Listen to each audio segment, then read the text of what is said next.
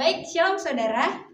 Pada hari ini kita akan belajar satu bagian kebenaran firman Tuhan dari kitab Matius pasal 13 ayatnya yang pertama hingga ayatnya yang ke-23.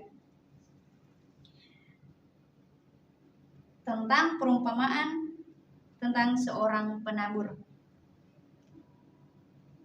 Nah, saudara, dalam bagian kitab ini perumpamaan tentang seorang penabur ini merupakan perumpamaan pertama yang disampaikan oleh Tuhan Yesus dalam rangkaian pengajarannya di dalam kitab Matius.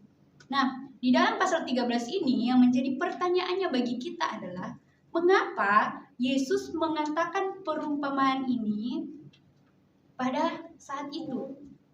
Padahal kalau kita lihat di pasal-pasal sebelumnya, Tuhan Yesus tidak pernah mengajar dengan menggunakan perumpamaan. Nah, ternyata saudara, kalau kita lihat orang-orang yang mendengar pengajaran Yesus pada saat itu adalah orang yang banyak yang datang untuk mendengarkan, termasuk para murid dan juga masyarakat umum. Dan juga pada waktu itu ternyata ada orang-orang yang masih meragukan. Dan bahkan ada orang-orang yang menolak Tuhan Yesus. Nah, kalau kita lihat di pasal sebelumnya, Yesus itu telah melakukan banyak mujizat dan mengajar dengan penuh kuasa. Namun, tidak semua orang meresponnya dengan iman. Ada yang percaya dan mengikutinya, tetapi ada juga yang menolaknya.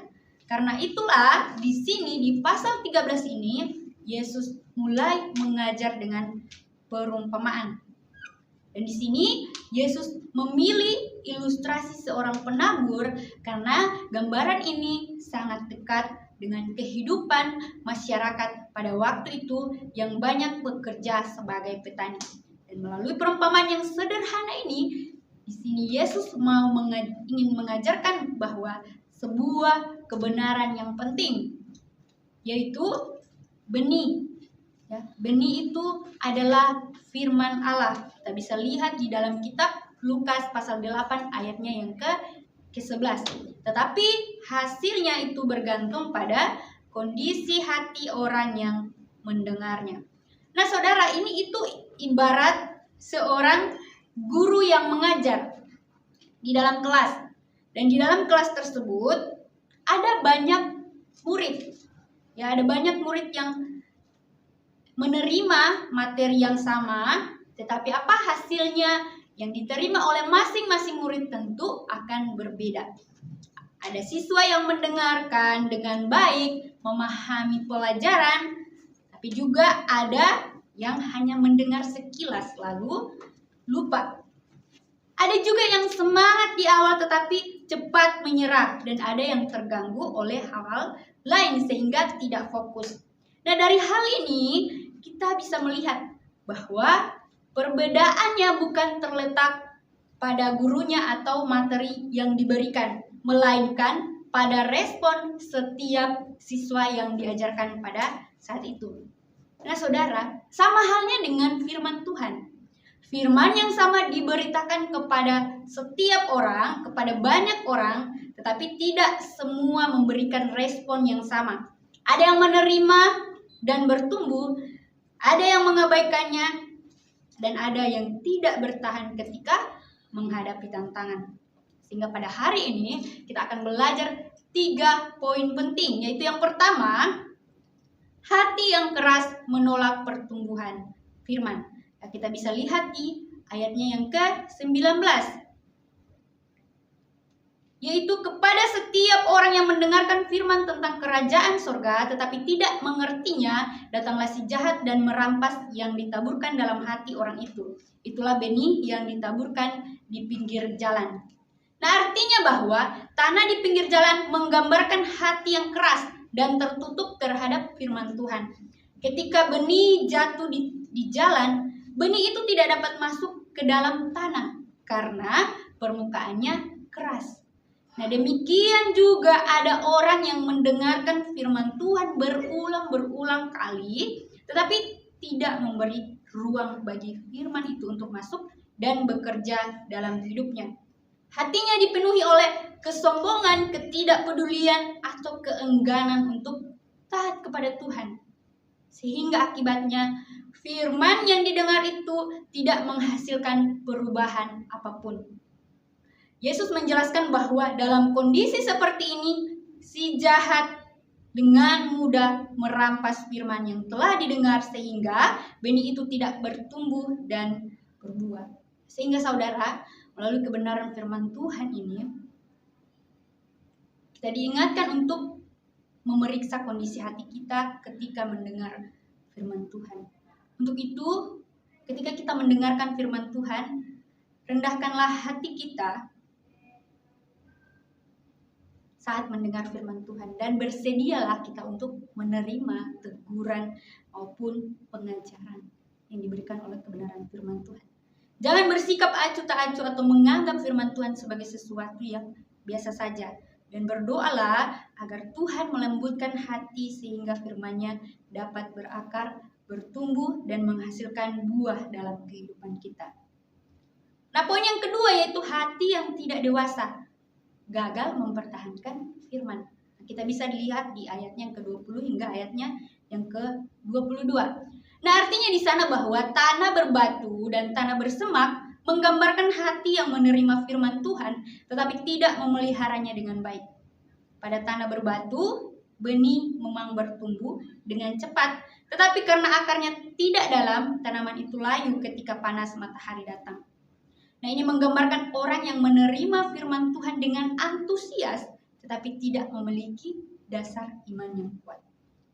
Ketika menghadapi kesulitan, penderitaan atau tantangan karena imannya, ia akan mudah menyerah dan meninggalkan firman Tuhan. Sementara itu, tanah yang tumbuh semak duri menggambarkan orang yang mendengarkan firman, tetapi hidupnya dipenuhi oleh kekhawatiran dan ambisi pribadi. Firman Tuhan memang ada dalam hidupnya, tetapi tidak menjadi prioritas utama. Sehingga akibatnya, firman tersebut terhimpit dan tidak menghasilkan buah. Melalui kedua jenis tanah ini, Yesus mengajarkan bahwa menerima firman saja tidak cukup, tapi firman harus dipelihara, dihidupi, dan dijaga agar dapat bertumbuh hingga menghasilkan buah. Nah, saudara, melalui bagian ini kita belajar bahwa kehidupan rohani yang sehat itu membutuhkan ketekunan dan kedewasaan iman. Untuk itu, bangunlah kehidupan rohani yang berakar pada firman Tuhan melalui doa, pembacaan Alkitab, dan perenungan firman Tuhan setiap hari dan juga persekutuan yang teratur dengan Tuhan. Jangan biarkan kekhawatiran, kesibukan, dan keinginan dunia menggeser Tuhan dari pusat kehidupan kita. Dan tetap setia kepada Tuhan dalam segala keadaan, baik saat mengalami sukacita maupun ketika dalam keadaan duka cita menghadapi kesulitan dan juga penderitaan dalam kehidupan kita. Baik, poin yang ketiga yaitu hati yang baik menghasilkan buah kehidupan. Nah, kita bisa lihat di ayatnya yang ke-23. Artinya di sana bahwa tanah yang baik menggambarkan hati yang menerima firman Tuhan dengan sungguh-sungguh, memahami kebenarannya dan memeliharanya dalam kehidupan sehari-hari serta melakukan dalam kehidupan setiap hari. Nah, ini berbeda dengan tanah-tanah sebelumnya. Hati yang baik tidak hanya mendengar firman Tuhan saja, tetapi juga memberi ruang bagi firman Tuhan untuk berakar, bertumbuh, dan mengubah hidup, mempunyai buah di dalam kehidupan kita. Sehingga hasilnya adalah kehidupan yang menghasilkan buah bagi kemuliaan Tuhan.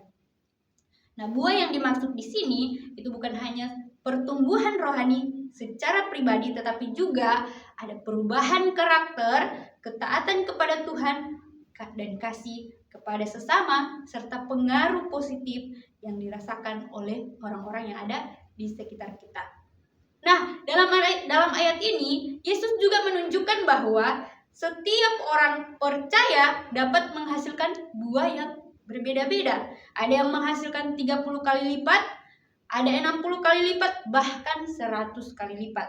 Nah, perbedaan tersebut itu tidak menunjukkan bahwa seseorang lebih berharga daripada yang lain. Tetapi ini lebih menekankan bahwa Tuhan itu bekerja secara unik dalam kehidupan setiap orang.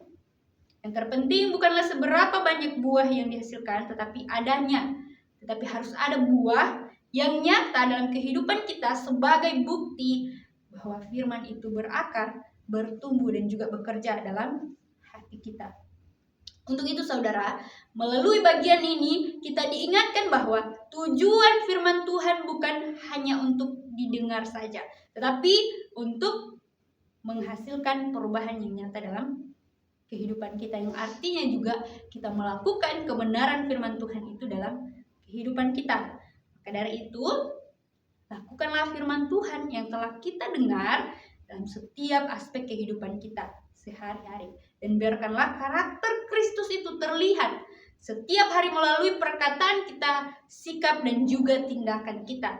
Dan jadilah berkat bagi orang-orang, bagi sesama kita melalui kasih, pelayanan, dan hidup yang memuliakan Tuhan. Sehingga sebagai penutup kita di malam hari di saat ini, yaitu melalui perumpamaan ini kita diajarkan bahwa kualitas hati menentukan apakah firman Tuhan akan bertumbuh dan menghasilkan buah dalam hidup kita atau tidak. Firman yang sama diberitakan kepada semua orang, tetapi hasilnya akan berbeda karena kondisi hati setiap kita juga berbeda. Untuk itu, saat ini saya mengajak kepada saudara-saudara semua, mari kita bertanya kepada diri kita sendiri. Hati seperti apakah yang saya miliki saat menerima firman Tuhan? Apakah hati yang keras, hati yang mudah menyerah, atau hati yang baik, yang siap untuk menerima dan juga menaati firman Tuhan? Karena itu saudara, jangan keraskan hati kita, tetapi marilah kita membuka hati kita kepada Tuhan dan membiarkan firman-Nya bekerja dalam hidup kita. Bila kita menjadi tanah yang baik sehingga firman Tuhan berakar, bertumbuh, dan menghasilkan buah kehidupan yang mempermuliakan nama Tuhan. Sekian kebenaran firman Tuhan. Shalom.